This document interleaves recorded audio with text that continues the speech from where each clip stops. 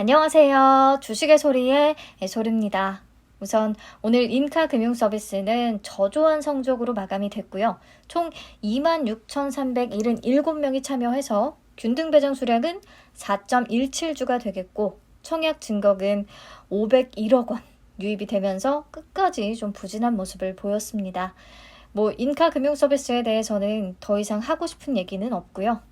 IBKS 제17호 스펙 1일차 마감 상황 간단히 체크하려고 영상 만들었습니다.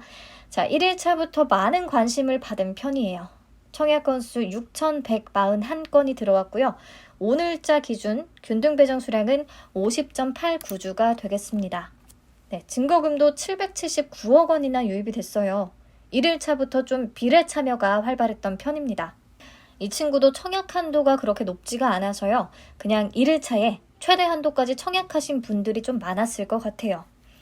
비교해서 보면 딱 눈에 보이는데요. 노란색 칠해둔 게 IBKS 제17호 스펙의 1일차 증거금 규모고요. 최근 스펙들하고 쭉 비교해서 보면 가장 높은 수준이죠. 그나마 최근 스펙들 중에서 인기 있었던 스펙이 NH 스펙 22호 그리고 NH 스펙 21호 정도가 되겠는데요. 이 두 스펙보다 1일차 증거금 규모가 더 많이 유입이 됐습니다. NH 스펙 21호보다는 사실 17호가 1일차 청약 건수는 좀 덜 들어왔음에도 불구하고 증거금 규모는 더 크죠. 그만큼 비례 참여가 많았다라고 볼 수 있을 것 같아요. 그리고 맨 아래 보시면 IBKS 제16호가 있는데요. 이때만 해도 스펙에 대한 열기가 조금 뜨거웠을 때입니다. 그래서인지 1일차에 27,000건 정도가 유입이 됐었어요. 그런데 증거금은 886억 원. 16호는 또 일정이 일진 하이솔루스하고 겹쳤던 영향도 있기는 합니다.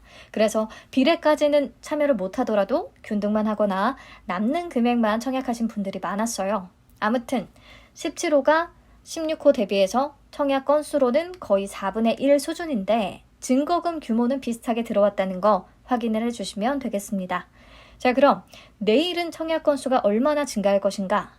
네, 이 부분은 제 예측일 뿐이고요. 틀릴 확률이 더 높다는 거 다시 한번 말씀을 드릴게요. 최근 스펙들 중에서 하나금융 20호 스펙과 NH 스펙 22호는 청약 일정이 겹쳤어요. 그래서 스펙에 대한 수요가 두 개로 나뉘었다고 단순하게 생각을 했습니다. 근데 이번 17호는 한국 스펙 10호하고 일정이 겹치지 않죠. 스펙으로서는 단독 청약이라고 생각을 해서 그냥 하나금융 20호와 NH 스펙 22호의 청약 건수를 단순히 더해봤어요. 네, 그 정도의 수요가 IBKS 제17호에 다 몰리지 않을까라고 생각을 했어요. 더하면 48,000건 정도가 되는데요. 이번 17호는 스펙으로서의 조건 중에서도 굉장히 좋은 편에 속하잖아요. 수수료도 없는 데다가 규모가 굉장히 작다는 거. 그래서 그냥 5만 건으로 더 올려서 잡았습니다. 5만 건으로 잡으면 균등배정 수량은 6.25주로 예상이 되네요. 네, 저는 우선 이렇게 단순하게 좀 생각을 해봤고요. 그리고 청약 증거금은 과연 얼마나 들어올지 이 부분이 논리를 짜기가 조금 더 어렵기는 했어요.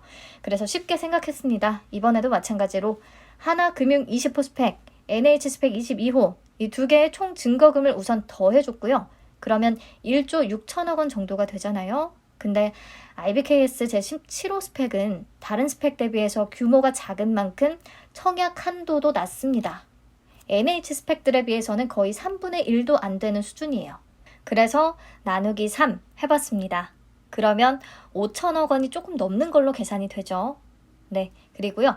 NH 스펙 21호는 단독 일정이었거든요. NH 스펙도 수수료가 없고 조금 인기가 있는 편인데 1.5조가 총 들어왔었으니까 마찬가지로 청약 한도를 반영해서 3분의 1 하면 5천억 원 정도. 네, 이렇게 단순하게 우선 계산을 했는데 생각을 조금 더 해보면요. 지금 하나금융 20호 스펙이 엄청난 급등을 보여준 이후인데다가 인카금융 서비스와 바이오 FDNC가 너무나도 땡기지가 않는 종목들이라서 IBKS 제17호가 조금 더 관심을 받을 수 있지 않겠나 싶어요. 그래서 올려 잡았습니다. 아주 7천억 원까지.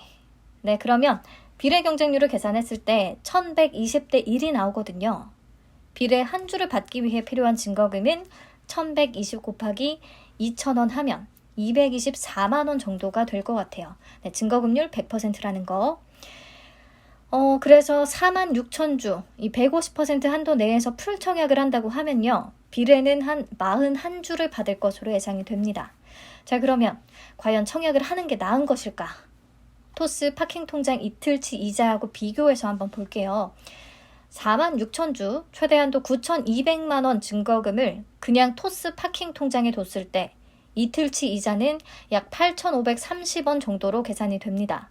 반면에 제 예측치를 기반으로 해서 IBKS 제17호 스펙에다가 청약을 했을 때 배정받을 수 있는 주식 수를 계산해 보면 균등은 6주 정도, 비례는 41주 정도, 그래서 총 47주.